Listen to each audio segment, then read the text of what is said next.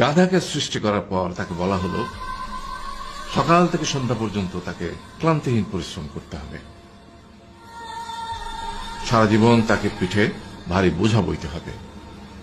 খেতে পাবে শুধু ঘাস, আর তার মাথায় কোনো বুদ্ধি থাকবে না। তার আয়ু হবে 50 বছর। গাধা করজোড়ে সৃষ্টিকর্তাকে বলল, আমি এত বছর বাঁচতে চাই না, আমাকে 20 বছর আয়ু দেওয়া হোক। সৃষ্টিকর্তা সেটাই মঞ্জুর করলেন। কুকুরকে যখন সৃষ্টি করা হলো তখন তাকে বলা হলো যে সে হবে মানুষের সবচেয়ে বড় বন্ধু, কিন্তু সে খাবে মানুষের উচ্ছিষ্ট, এবং তার আয়ু হবে 30 বছর। কুকুর সৃষ্টিকর্তাকে বলল, আমি এত বছর বাঁচতে চাই না, আমাকে 15 বছর আয়ু দেওয়া হোক। সেটাই মঞ্জুর করা হলো। এরপর বানরকে বলা হলো, তুমি শুধু গাছে। গাধাকে সৃষ্টি করার পর তাকে বলা হলো সকাল থেকে সন্ধ্যা পর্যন্ত তাকে ক্লান্তিহীন পরিশ্রম করতে হবে। সারা জীবন তাকে পিঠে ভারী বোঝা বইতে হবে। খেতে পাবে শুধু ঘাস, আর তার মাথায় কোনো বুদ্ধি থাকবে না। তার আয়ু হবে 50 বছর।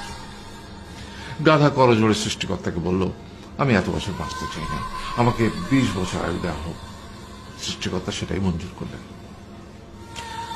কুকুরকে যখন সৃষ্টি করা হলো তখন তাকে বলা হলো যে সে হবে মানুষের সবচেয়ে বড় বন্ধু, কিন্তু সে খাবে মানুষের উচ্ছিষ্ট, এবং তার আয়ু হবে 30 বছর।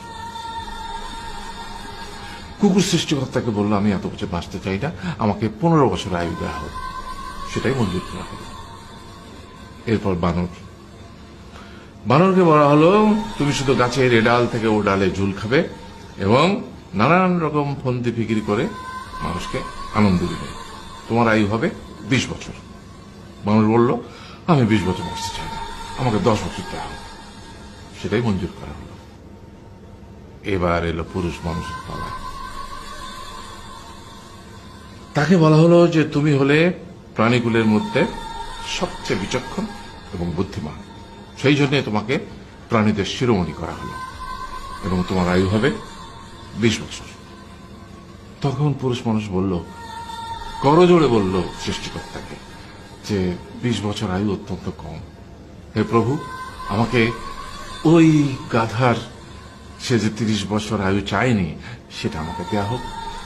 ওই যে কুকুর 15 বছর ফিরিয়ে দিয়েছিল, সেটাও আমাকে দেয়া হোক। আর যে বানর 10 বছর নেয়নি,